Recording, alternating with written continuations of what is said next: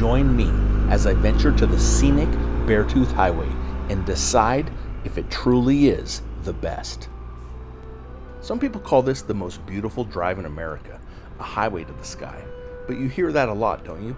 So today, I'm finding out for myself if the legend is real. My ride starts right here in the shadow of giants. I'm on a pilgrimage to the Arctic, and today's journey is going to take me from the raw power of the Grand Tetons through the wild heart of Yellowstone to conquer a road that feels more like a myth than asphalt, the legendary Beartooth Highway. So come with me, I'm going to put this road, and maybe myself, to the test.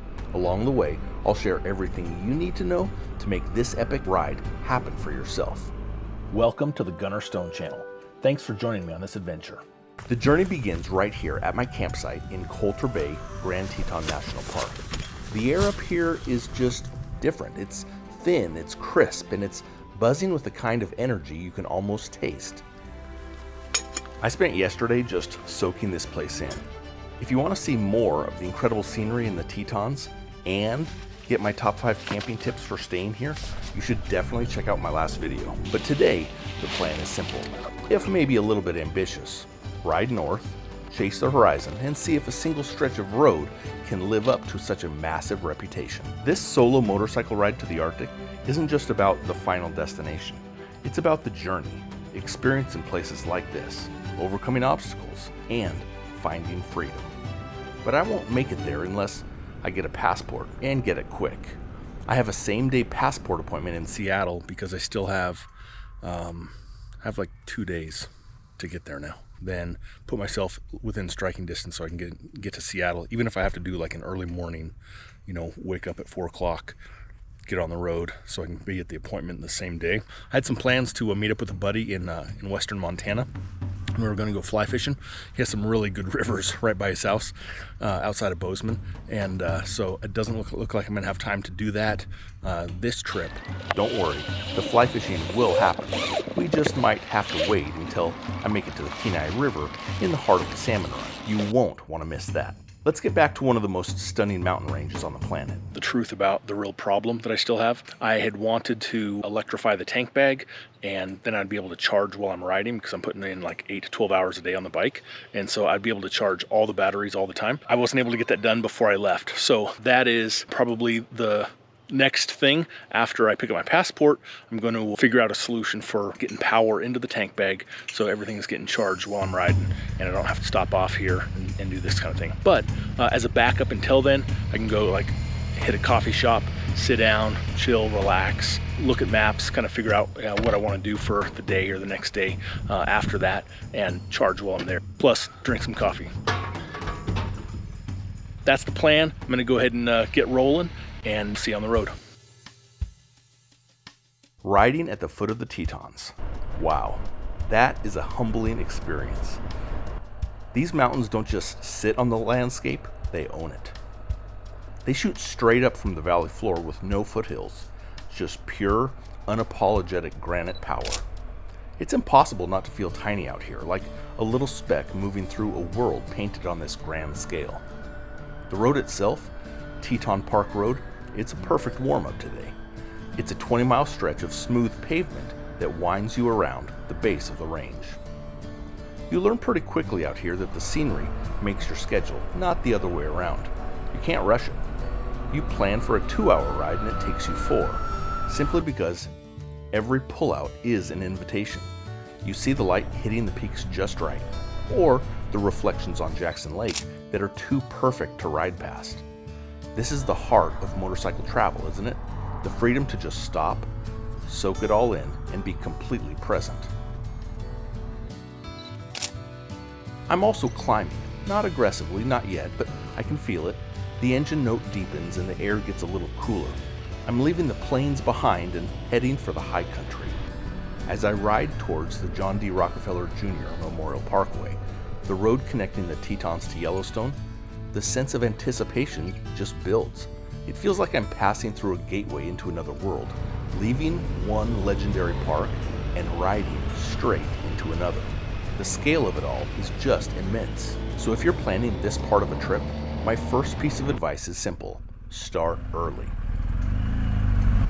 And did you need a map? Yes, please. Did you want the newspaper as well? No, thanks. Thank you. Have a good day. You too.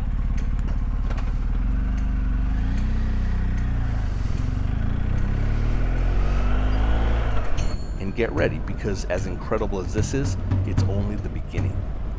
The wild is about to get a whole lot wilder. The second you cross from the Tetons into Yellowstone, the whole world changes. The sharp, jagged granite gives way to rolling pine forest. All right, current location there, 7,700 feet. Huge meadows, and that faint, unmistakable smell of sulfur in the air. This is a different kind of wild. This is a landscape that is actively, violently alive right under your wheels. Yellowstone just doesn't sit there, it breathes, it hisses, and it boils. And riding a motorcycle through Yellowstone, that's an experience on a whole other level. You're completely out in the open, exposed to all of it. The elements, the sounds, the smells. There's no metal box around you. It's both thrilling and requires a whole new level of awareness. The park has a strictly enforced speed limit of 45 miles per hour, and for good reason. It's not just about the safety, it's about respect for the real residents of this place. And you will meet them. They call it a bison jam, and honestly, it's the best traffic jam in the world. A herd of bison, each weighing close to a ton, decides the road is their personal sidewalk, and all you can do is wait. Wow, look at the calf. There's another one up there laying down. There's some hikers up on the hillside behind the geyser. It's a powerful reminder that I'm just a visitor passing through. Kill the engine, pull out my camera, and enjoy the show. And remember to keep your distance. The Park Service says at least 25 yards from bison and 100 yards from bears. And trust me, on a motorcycle, you feel every inch of that distance. These are not pets, they're truly wild animals, and you're on their turf. My route takes me north on the Grand Loop Road, a massive figure eight connecting the park's main attractions. I'm not doing the whole thing today. My target is the northeast corner. The ride past Lewis Lake and along the enormous Yellowstone Lake is just breathtaking. The water is deep, cold, blue, and when it's calm, the reflections are just perfect. One of the big challenges of riding here, especially on two wheels, is the constant temptation to look everywhere but the road. The landscape is so distracting, so full of potential wonders. You have to force yourself to focus. A geyser could go off to your right, a bald eagle might be soaring overhead. You have to balance that awe with the absolute need to stay safe. The roads are well maintained, but you're still dealing with tourists who might slam on their brakes or drift over the center line while staring at the deer. You have to ride defensively, always expecting the unexpected. I cruised through the Hayden Valley, a wide open grassland that's prime real estate for wildlife. Even from the road, you can see huge herds of bison grazing. It's such a great sight. I'll be honest, navigating the main tourist spots can test your patience.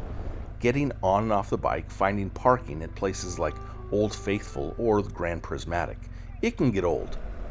If you're at a place in your life where it wouldn't be hard to come to Yellowstone again, here's my advice.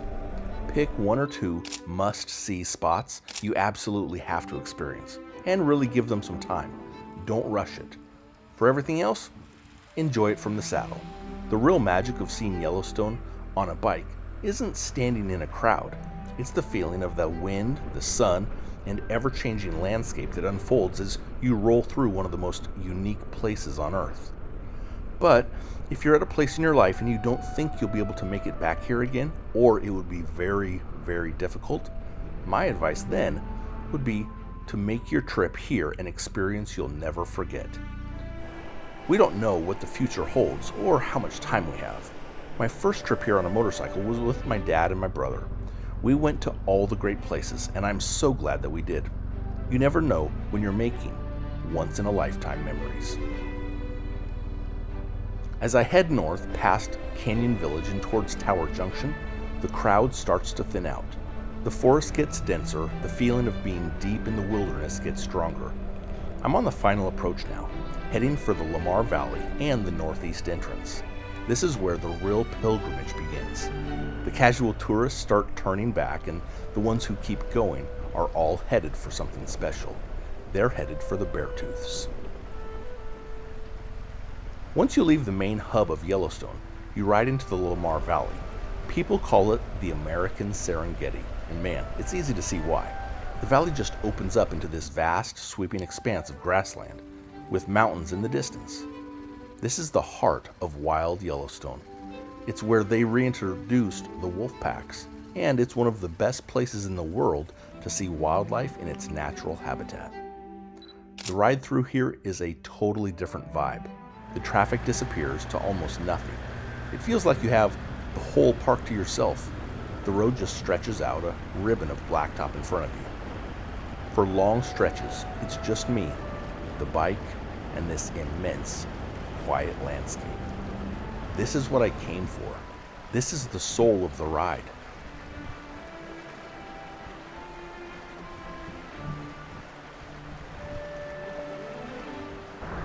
That is amazing. I love it. You just like sit here for hours and listen to the water and look at the mountains and the trees.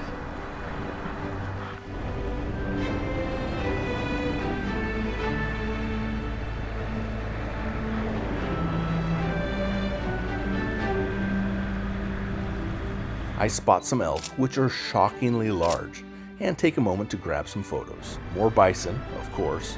I even pull over for a good half hour just watching, soaking it all in, being present in this moment, and hoping to see a wolf pack, since I took time to get my telephoto lens out. No luck today, but just the possibility adds another layer of magic to this place. It's a relaxing, almost meditative ride. The geothermal drama of the southern part of the park is gone, replaced by a more subtle, rugged beauty. It's the perfect transition, a way to clear your head and get ready for the challenge that's waiting. It's a chance to just settle into the rhythm of the ride and feel connected to the machine and the world around you.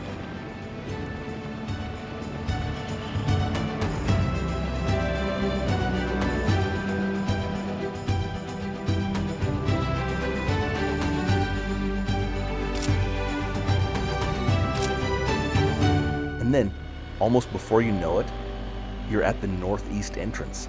I've just ridden through the core of one of the world's greatest parks. But the journey isn't over. The Beartooth Mountains just loom over you. Somewhere up there is the road I came to ride. It's exciting, mixed with a healthy dose of respect for what could happen and anticipation of the unknown. I checked the weather one last time. That is non-negotiable. The Beartooth Highway is famous for its wild, unpredictable weather. It can be sunny and warm in Cook City, while a full-on blizzard is raging at the summit. Closures happen all the time, even in July. Today, the forecast looks okay, but I may get wet at the top. Listen, don't take chances out here. The temperature can easily drop 20 degrees or more from the base to the summit. This is it.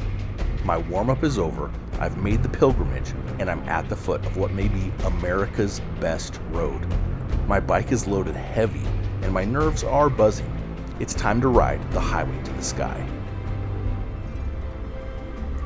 Leaving Cook City, the road changes instantly.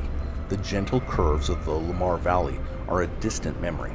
The road, US Highway 212, starts tilting up, and the forest closes in. The first few miles are just a taste, a series of sweeping turns that fool you into thinking this will be easy. The pavement is good and the bike feels strong, but you can feel the mountain starting to make its presence known.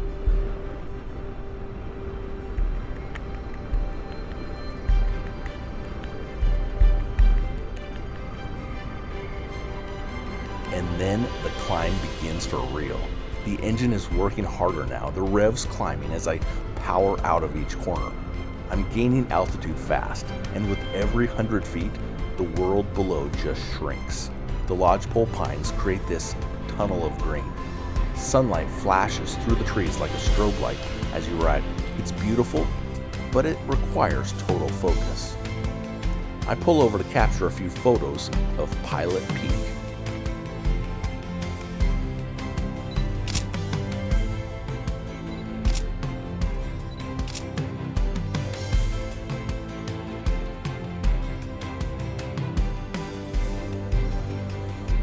The views here are just insane. Alright. But this isn't even the top. I've still got more climbing to do.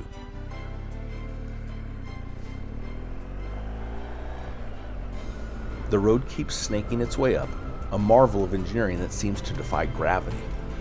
Opened to the public way back in 1937, this road was a monumental feat, built to connect the outside world to the wild corner of Yellowstone. I rip past the top of the World Store, a classic quirky little shop sitting at 9,400 feet, just below the actual summit. All right, it's 44 Fahrenheit, and I'm at 9,600 feet, still climbing. If it gets into the 30s, the high 30s, I'm gonna have to put another layer on. Right now I just have a lightweight, like athletic t-shirt on and my riding jacket. Oh my gosh, look how pretty that is. Oh, ice picture time.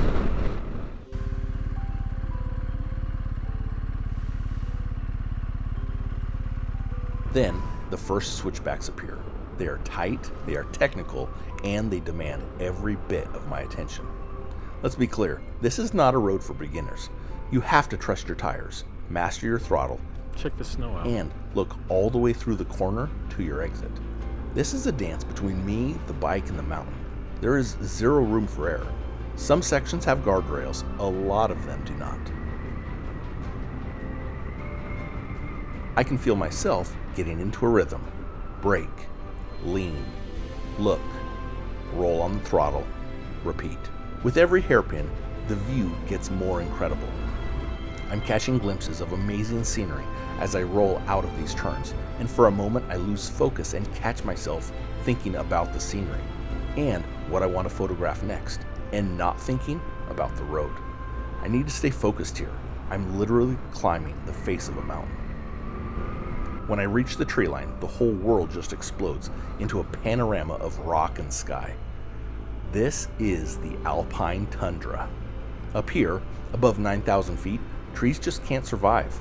I'm in a different world now, a sky-high landscape of glacial basins, crystal clear alpine lakes, and patches of snow that stick around all year. This feeling is just incredible. It's a mix of pure joy and feeling totally exposed. The wind is always there, pushing against me. The air is noticeably thin. I can feel the cold starting to creep into my gear. This road, the conditions, the snow on the side, the lack of people is surreal. And this is one of the most rugged and wild spaces in the lower 48. And I'm right here in the middle of it. I made it. 10,947 feet. Beartooth Pass. The wind is howling up here. It's cold. Reaching the summit, it's wonderful. I'm actively feeling the effects of adrenaline and dopamine. I love this journey. I fought the switchbacks, the altitude, the cold, and I'm rewarded with an experience that will be with me forever.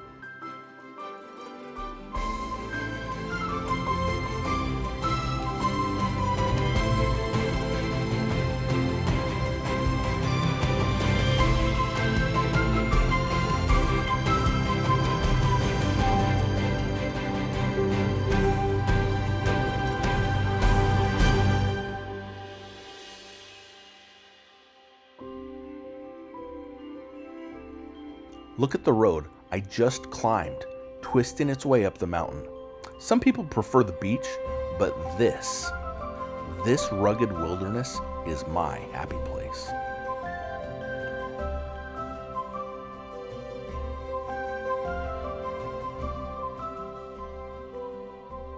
And ahead, I can see it drop down into another insane series of switchbacks.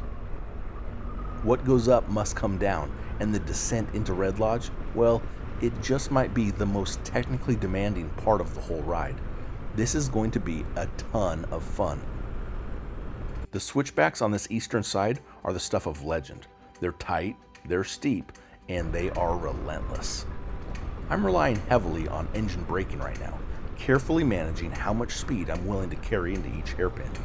The bike is loaded down like a Sherpa, which is not how you get great handling and performance. But I have to admit, I'm actually surprised at the Sherpa's performance in the corners. This is an amazing machine. It even inspires confidence in those corners, which allows me to progressively carry more speed into the tight turns. And the views are, if it's even possible, more dramatic, and the road just falls away into the valley thousands of feet below. This is where all your riding skill comes into play. It's a pure, focused, adrenaline-fueled experience. The bike feels nimble and responsive. Every single input has an immediate consequence. It's not about speed here, it's about precision. Hitting the apex of each corner perfectly, rolling on the throttle smoothly as you stand the bike back up, setting up for the next one. When you get this right, it feels great. But I'm starting to think I may be pushing the brakes a little too hard. I'm noticing a difference in how they feel, and it could just be psychological, and I hope that it is, but maybe it's not. So I'm going to take it a little easier to avoid the direct route down the mountain, because that is not going to help me get to the Arctic. As I lose elevation, the world changes again. The tundra gives way to hardy shrubs, and then the trees come back. The air warms up. That smell of pine returns. I'm coming back down to earth, literally and figuratively. The intensity of the high peaks starts to fade, replaced by this deep sense of accomplishment. I did it. I conquered the Beartooth Highway. And just like that, we've made it.